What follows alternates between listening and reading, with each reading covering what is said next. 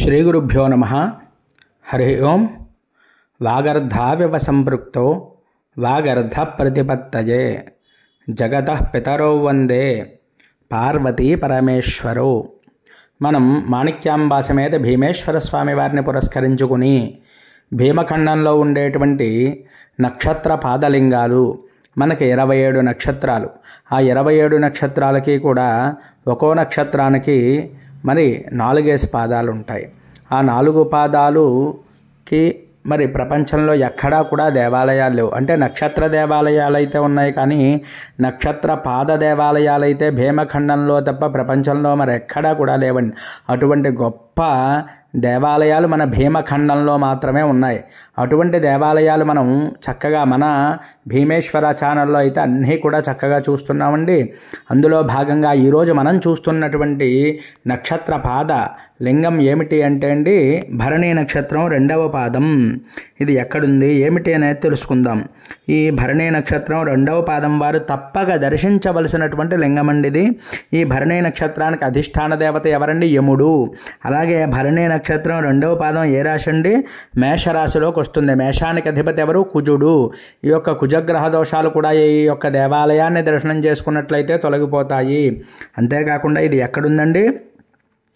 మనకి ఇంజరం అనేటువంటి గ్రామంలో ఉంది. ఇంజరం ఎలా వెళ్ళాలి అంటే మనం మన ద్రాక్షారామ గ్రామం నుంచి మనం యానం వెళ్ళేటువంటి దారిలో అయితే యానానికి ముందు వచ్చేటువంటిదే మరి ఈ యొక్క ఇంజరం వస్తుందండి. ఆ ఇంజరంలో మనం దిగినట్లయితే రోడ్డుకి పక్క భాగంలోనే మనకు వెళుతూ ఉంటే ఎడమ వైపునే ఈ యొక్క దేవాలయం అనేది అయితే మనకు కనిపిస్తూ ఉంటుంది. చాలా పెద్దగా ఉంటుంది. మనకి రోడ్డు వారే కనిపిస్తుంది ఈ దేవాలయం. అక్కడ దిగి మనం స్వామివారిని అయితే వెంటనే దర్శనం చేసుకోవచ్చండి. ఎందువల్ల అంటే ఇది వెళ్ళడం రవాణా పరంగా కూడా చాలా సుఖం సౌకర్యం కూడా. అలాగే మరి స్వామివారి పేరేంటంటే ఉమా కృపేశ్వర స్వామివారు. ఈయన యొక్క కృప మన మీద కనుకను పడినట్లయితే చక్కగా ఎటువంటి దోషాలైనా కానీ జాతకంలో ఉండేటువంటి దోషాలు త్వరితముగా పోతాయి. అంతేకాకుండా ఈ యొక్క స్వామివారిని దర్శనం చేసుకోవడం వల్ల భరణీ నక్షత్రం 2వ పాదం వారంతా కూడా చక్కగా చేసుకోవచ్చు. మిగిలిన వారు కూడా అంటే మన నక్షత్రంలో మన పాదం కాదు కదా అని మానేయక్కర్లేదు.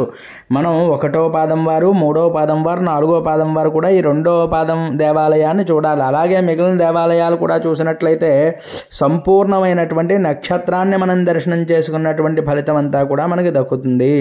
ఇందువల్ల అంటే ఒకే పాదాన్ని చూస్తే ఒకసారి మనకి కొంచెం ఆ యొక్క దేవత యొక్క అనుగ్రహమే ఉంటుంది. అదే మొత్తం 3 దేవాలయాలు కూడా మన పాదం కాకుండా చూసేస్తే మొత్తం నక్షత్రం అంతా చూసినటువంటి ఫలితం వస్తుంది. కాబట్టి మీకు అన్ని నక్షత్రాలు కూడా నేను చూపించడం, ప్రతి పాదాన్ని కూడా మన దాంట్లో పెట్టడం జరిగిందండి. ఇప్పటిదాకా మరి ఎవరు కూడా ఇంత సాహసం చేసి మరి 108 లింగాలు కూడా చేసిన వారు లేరు. మొట్టమొదటిసారిగా మరి మన భీమేశ్వర ఛానల్ మాత్రం 108 చక్కగా చేయడం జరిగిందండి. ఈ వీడియోలన్నీ కూడా ప్రతిదీ కూడా ఎవ్వరూ కూడా మన ఇంట్లో ఉండి ఎంతో సౌకర్యంగా ఈ యొక్క స్వామివారిని, అలాగే ధ్వజాన్ని, నందీశ్వరుణ్ణి, చండీశ్వరుణ్ణి మొదలైనటువంటి దేవాలయ ప్రాంగణం అంతా కూడా మీరు చక్కగా దర్శనం చేసుకోవాలి అనేటువంటి మంచి ఉద్దేశంతో మరి సంకల్పం చేసి ఈ కార్యం తలబెట్టి చక్కగా దిగ్విజయంగా మేము పూర్తి చేశాము.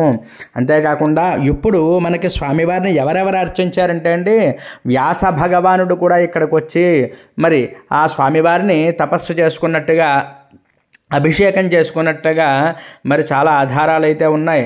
ఎందువల్ల అంటే వ్యాసుల వారు కాశీలో శాపాన్ని పొందారు. ఎవరి వల్ల? మరి ఈశ్వరుడు వల్ల.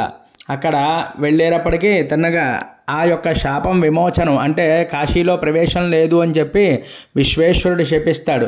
శపించిన తర్వాత ఏం చేయాలో దిక్కుతోచక ఆ వ్యాస భగవానుడు అమ్మవారిని ప్రార్థన చేసుకునేటప్పటికీ అప్పుడు అన్నపూర్ణమ్మ చెప్తుంది, అయ్యా వ్యాసుల వారు మీరు ఇక్కడ ఉండి ఏమీ చేయలేరు. ఎందువల్ల అంటే ఆ యొక్క భీమఖండానికి వెళ్ళి భీమఖండంలో ఉండేటువంటి ఆలయాలు సందర్శన చేసి అలాగే భీమేశ్వరుణ్ణి మీరు ప్రార్థన చేసినట్లయితే, భీమేశ్వరుణ్ణి సేవించినట్లయితే విశ్వేశ్వరుడు శాంతిస్తాడు. ఆ విశ్వేశ్వర అనుగ్రహం మీకు తప్పక లభిస్తుంది. అంత గొప్ప లింగం ఏది అంటే మరి భీమేశ్వరుడు. ఆ భీమేశ్వరుణ్ణి భీమఖండంలో పురస్కరించుకుని ఈ 108 లింగాలు కూడా తత్సమానమైనటువంటివి. అంతేకాకుండా చాలా విశేషమైనటువంటి లింగాలుగా చెప్పబడ్డాయి. అందువల్ల తప్పక వెళ్ళి మరి దర్శనం చేసుకున్నా, అలాగే అభిషేకం చేసుకున్నా, స్వామివారికి ఆరాధన చేసినా కూడా మరి ఎంతో విశేషమైనటువంటి ఫలితం కలుగుతుంది. మరి అందుకే నక్షత్ర పాదలింగాలు మన భీమఖండంలో తప్ప మరి ఎక్కడా లేవు. అంత గొప్ప లింగం ఏదండి మనకి ఈ యొక్క కృపేశ్వర స్వామి వారు, ఉమాకృపేశ్వర స్వామి వారు. మరి తప్పకుండా మనం దర్శనం చేసుకోవాల్సింది. అంటే మన జన్మ నక్షత్రం రోజు దర్శనం చేసుకున్నట్లయితే ఆ నక్షత్ర దోషాలన్నీ కూడా తొలగిపోతాయండి. మరి అలాగే వెళ్ళేవారు ఉంటే తప్పకుండా వెళ్ళి దర్శనం చేసుకోవడం అనేది ఉత్తమం. వెళ్ళలేని వారు ఉంటారు, ఎక్కడో ఉండేవారు ఉంటారు, వారే అయితే తప్పకుండా మరి మన వీడియో చూసి స్వామివారిని అయ్యవారిని కూడా దర్శనం చేసుకుని జపాన్ని చేసుకోవాలి. ఓం నమః శివాయ, ఓం యమాయ నమః అంటూ ఈ యొక్క నక్షత్ర జపాన్ని చేసుకోండి. అలాగే స్వామివారిని కూడా పంచాక్షరి జపాన్ని చెయ్యండి. ఎందువల్ల ఈ యొక్క పంచాక్షరి జపం చేసినట్లయితే ఈశ్వరుడికి చాలా ప్రీతికరమైనటువంటిది. మరి ఎవరైనా సరే ఈ భరణి నక్షత్ర జాతకులు ఉంటే వారికి కూడా పెట్టండి ఈ వీడియో చూడమని చక్కగా, అది కూడా చాలా పుణ్యం. మరి మన ఛానల్ ఎవరైనా సబ్స్క్రైబ్ చేయకపోతే సబ్స్క్రైబ్ చేయండి.